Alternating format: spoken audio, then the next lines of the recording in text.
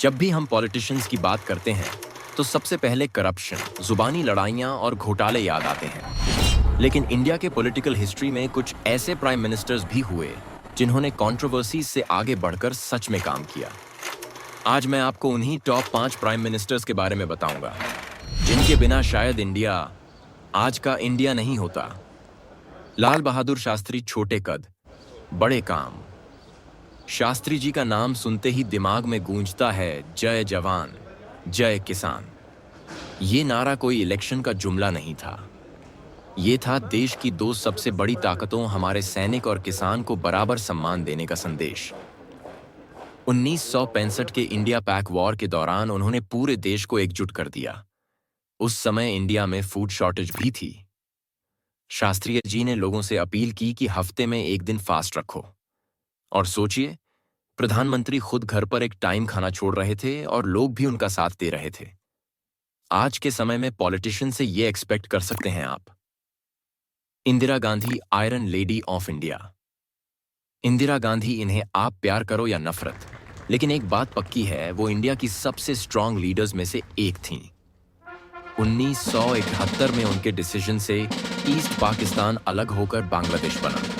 उस समय foreign media ने लिखा था, इंडिया ने साउथ एशिया की जियोपॉलिटिक्स हमेशा के लिए बदल दी। फिर आया 1974, ऑपरेशन स्माइलिंग बुद्धा, यानी पहला न्यूक्लियर टेस्ट। न्यूयॉर्क टाइम्स ने तब लिखा, India has sent a clear message to the world, don't mess with us. P V. Narasimha Rao, economic reformer. 1991 India literally bankrupt हो चुका था। बस 2 हफ्ते इंपोर्ट करने लायक रिजर्व्स बचे थे। तभी आए नरसिम्हा राव। उन्होंने डॉक्टर मनमोहन सिंह को फाइनेंस मिनिस्टर बनाया और शुरू हुआ 1991 का लिबरलाइजेशन, प्राइवेटाइजेशन, ग्लोबलाइजेशन।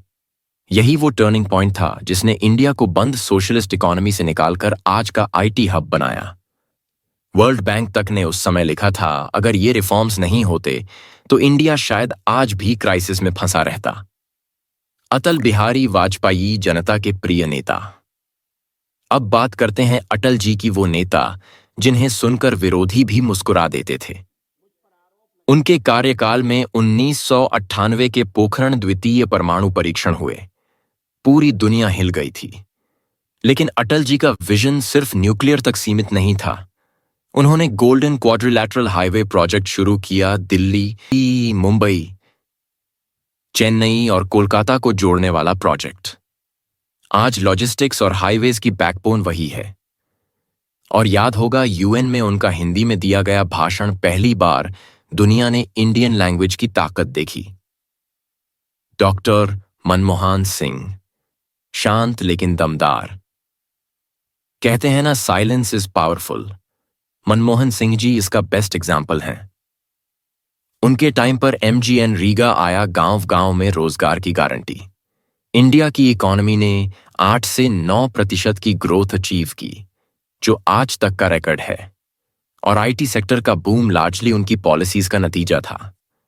इसी वजह से आज इंडिया को कहा जाता है the world's IT back office. तो दोस्तों, नेता सिर्फ सत्ता के लिए नहीं, सेवा के लिए भी जी सकते हैं।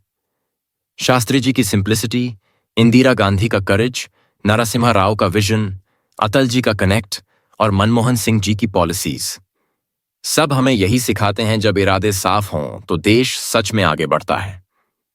आपके हिसाब से इनमें से सबसे इंस्पायरिंग पीएम कौन है? कमेंट करके जरूर बताइए।